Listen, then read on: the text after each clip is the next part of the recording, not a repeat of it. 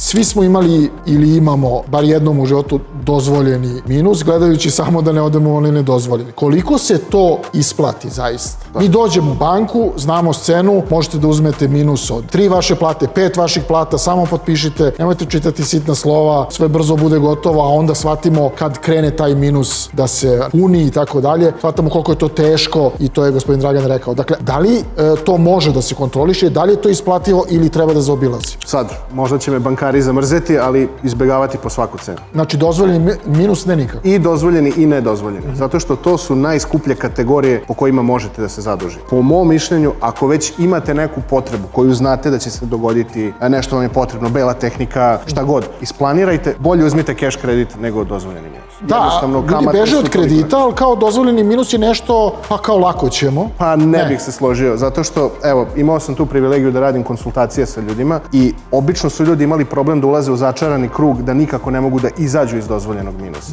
Još jedan problem predstavlja to što banka kada obračuna kamatu, ona se najčešće samo pojavi u aplikaciji kao jedna od niza transakcija i ljudi uopšte nisu ni svesni da se njima na dozvoljeni minus obračunava kamata. I onda se iznenade posle 2 godine, jao koliko sam ja kamate platio, uopšte nisam ni znao.